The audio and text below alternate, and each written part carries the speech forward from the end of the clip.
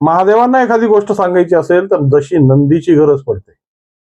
कारण की नंदी हे महादेवांचं सूचना केंद्र आहे. तशा पद्धतीनं महाराष्ट्राच्या महादेवाला या बीड जिल्ह्याच्या विकासाच्या संदर्भात कोणत्या नंदीच्या कानात सांगावं लागेल की तो नंदी त्या महादेवाच्या कानात जाऊन या बीड जिल्ह्याचा विकासाची भूमिका ही स्पष्ट करेल. आज परळी शहरामध्ये महा एक्स्पो म्हणजे पशुधन खात्याच्या वतीनं महा एक्स्पो आयोजित करण्यात आला आणि या महा एक्स्पो मध्ये राज्याचे मुख्यमंत्री यांनी स्वतः हजेरी लावून या महा एक्स्पोच्या माध्यमातून ज्या पद्धतीनं पशुधनाचा प्रादुर्भाव या महाराष्ट्रात निर्माण झालेला आहे त्याला चालना देण्यासाठी विविध योजनांच्या संदर्भातल्या भूमिका मांडण्याचा प्रयत्न केला. आणि या भूमिका मांडत असताना धनुभाऊ ज्या पद्धतीनं सामाजिक परिस्थितीच्या संदर्भातून बोलत होते आणि परळी शहराच्या पद्धतीनं मांडलेला प्रश्न आणि परळी शहराचा जो द्वादश ज्योतिर्लिंगाचा विकास, हा विकासाचा जो मुद्दा धनुभाऊनं लावून धरला, खऱ्या अर्थानं सामाजिक परिस्थितीमध्ये बीड जिल्ह्याचा असा विकासाचा मुद्दा कोण उचलून धरेल हाच मोठा प्रश्न पडला. जो बीड जिल्हा एका काळी या महाराष्ट्राला सगळ्यात मोठ्या प्रमाणात खवा उत्पादक म्हणून ओळखला जायचा, विशेष करून धारूर डोंगर वस्त्यांमध्ये पसरलेला हा प्रदेश, वाड्या तांड्यावर राहणारे लोक आणि त्यांना ही स्वतःच्या अर्थार्जनासाठी खवा हा एक माफक आणि चांगल्या पद्धतीचं एक माध्यम होतं. पण ज्या पद्धतीनं सामाजिक परिस्थिती बदलली आणि शेतकऱ्यांची परिस्थिती बदलली आणि पशुधनामध्ये ज्या पद्धतीची घट झाली त्या घटीमध्ये आज खऱ्या अर्थानं हा खवा बाजारपेठेतून गायब झालाय. जरी शासन वेगवेगळ्या पद्धतीच्या चालना देत असेल, शासन वेगवेगळ्या पद्धतीच्या उपाययोजना करत असेल, पण उपाययोजना या ग्राउंड रूटवर ग्रॉस रूटवर पोहोचूच शकत नाही याची प्रचिती मात्र आज मोठ्या प्रमाणात मिळू लागली. जे दूध 30 रुपये 20 रुपये लिटर मिळत होतं ते आज तेच दूध 70 आणि 80 रुपये लिटर पैसे मोजावे लागतायत. खव्याची तर गोष्ट सोडा. आज अशा परिस्थितीमध्ये जो बीड जिल्हा अडकलाय आणि या बीड जिल्ह्याच्या प्रश्नांची जी उकल ज्या पद्धतीने व्हायला हवी, खऱ्या अर्थानं आज धनुभाऊनं या संदर्भात मोठं मन दाखवून या बीड जिल्ह्याचा आलेख मुख्यमंत्र्यांसमोर मांडायला हवा. पण धनुभाऊ हे लोकलच्या राजकारणामध्येच म्हणजे स्थानिक राजकारणामध्येच अडकले. ज्या पद्धतीनं एखादी परिस्थिती अडकते आणि परिस्थितीमध्ये आज ज्या पद्धतीनं धनुभाऊची वर्णी ही राष्ट्रवादीच्या प्रदेश कार्यकारिणीमध्ये मुख्य पिलर म्हणून पाहिली जाते आणि धनुभाऊ बोलतात काय तर परळीच्या संदर्भात ज्या पद्धतीनं या महायुतीचा जो घट्टपणा दाखवण्याचा प्रयत्न धनुभाऊंनी केलाय, वास्तविक स्वरूपात राष्ट्रवादी, भाजप आणि रिपाई या तिघांनी मिळून ज्या पद्धतीनं परळीची नगरपालिका आपल्या ताब्यात ठेवली, याच्या पद्धतीनं बीड जिल्ह्याच्या या सगळ्या संदर्भात अशा पद्धतीची परिस्थिती कधी निर्माण होईल सगळ्यात मोठा प्रश्न. कारण सगळ्या परिस्थितीमधून पाहिलं तर आज बीड जिल्हा ज्या पद्धतीच्या वाताहतीच्या परिस्थितीत आहे, वाढते गुन्हेगारी सगळ्यात मोठा प्रश्न, ऊसतोड कामगारांचा प्रश्न सगळ्यात मोठा प्रश्न, बेरोजगारीचा भस्मासूर सगळ्यात मोठा प्रश्न, रस्ते विकास आणि सामाजिक परिस्थितीमध्ये जोडणारी विषय सगळ्यात मोठा प्रश्न आणि या सगळ्या मोठ्या प्रश्नांना समोर ठेवून सुद्धा आज कोणीही या संदर्भात वाक्य उच्चारायला तयार नाही.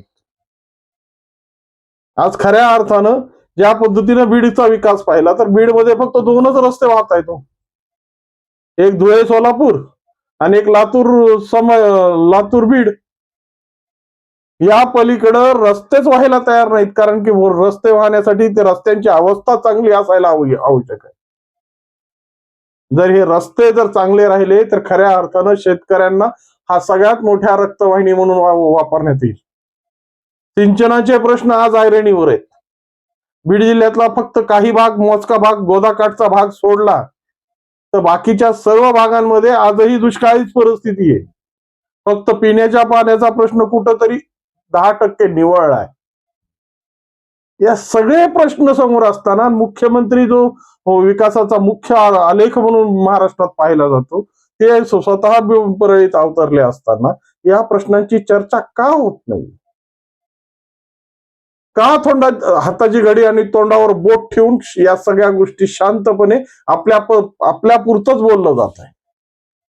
आज खऱ्या अर्थानं ज्या पद्धतीनं अनेक विकास प्रश्न या महाराष्ट्र बीड जिल्ह्याला भेडसावतायत, आज आम्ही प्रश्न मांडू लागलोय ते लातूर कल्याण महामार्गावरच आमची कोंडी झालेली आहे.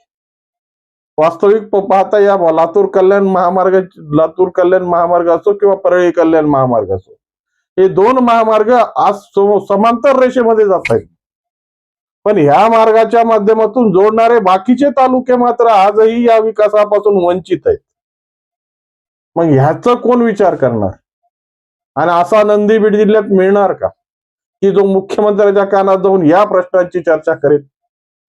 खऱ्या अर्थानं एकादशी महाशिवरात्रीच्या पूर्वच्या दिवशी जर या विकासाच्या प्रश्नाची खरी चर्चा झाली असती आणि हा जो महाएक्सपो ठरलाय, हा महाएक्सपो हा विकासाच्या दालनाच्या पलीकडे गेला असता तर खऱ्या अर्थानं सामाजिक परिस्थितीसाठी काहीतरी मागितलंय असं वाटलं असतं. पण ते म्हणतात ना, ज्या ठिकाणी केंद्र सत्ता असते त्या ठिकाणीच वर्णी लागते आणि त्या केंद्रपुरताच तो विचार होतो. तसा आज आमच्या बीड जिल्ह्याची अवस्था झालेली. एकीकडं बीड शहराच्या संदर्भातून ज्या राजकारणाच्या भूमिका जोडण्यासाठी प्रयत्न होत आहेत, आणि दुसरीकडे परळीमध्ये अशा उपाययोजना करून परळी शहरापुरताच विषय केंद्रबिंदू होतोय. अंबाजोगाई, धारूर, केज, माजलगाव, आष्टी, पाटोदा, गेवराई या शहरांचा विकास कधी होणार आहे? आणि वास्तविक स्वरूपात या शहरांचा विकास झाल्याशिवाय पूर्ण बीड जिल्ह्याच्या आराखड्याला विकासात्मक भूमिका मिळणार नाही. आज जो धारूर तालुका सगळ्यात मोठा खवा उत्पादक म्हणून मी आत्ताच बोललोय की ज्या पद्धतीने सगळ्यात मोठा खवा उत्पादक होता, इथला खवा सुरत, मुंबई, हैदराबाद यापर्यंत पोहोचत होता. आज हा खवा बीड जिल्ह्याला सुद्धा म्हणजे 2 तालुक्यांची सुद्धा गरज भागवेल का नाही याची शंका येऊ लागली. पण या संदर्भात बृहद विचार करणार कोण? आणि वास्तविक स्वरूपात अशा पद्धतीचे एक्सपो जर बीड जिल्ह्याच्या मातीत जर होत असतील तर ते मध्यभागी करून त्याला कशा पद्धतीने सर्वसामान्य लोकांना यापर्यंत पोहोचता येतील, सर्वसामान्य माणसाचे प्रश्न कशा पद्धतीने सोडवता येतील, याचाच विचार या खऱ्या सत्ताधाऱ्यांनी केला पाहिजे. पण आम्ही सर्व गप्प. जर त्यांनी ठरवलं तर आम्ही टाळ्या वाजून त्याचं समर्थन करायचं आणि आमची समर्थनाची नांदी त्यांच्यापर्यंत पोहोचू द्यायची. आज खऱ्या अर्थानं जनतेचा जो खरा सवाल आहे, जनतेचा जो खरा प्रश्न आहे, तो कुणी मांडायलाच तयार नाही. फक्त गोल गोल गोल गोल आपलं ते सोनू माझ्याशी गोड बोल, आणि सोनूला आवडतो चकला, चकल्याचा आकार जसा गोल गोल तसा विकासासाठी बीड जिल्ह्यात गोड बोल अशी परिस्थिती निर्माण झाली.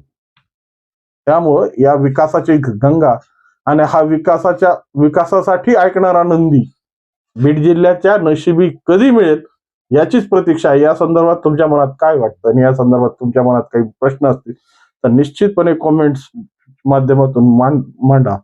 आणि व्हिडिओ आवडला असेल तर लाईक, शेअर आणि सबस्क्राईब करायला विसरू नका. नमस्कार.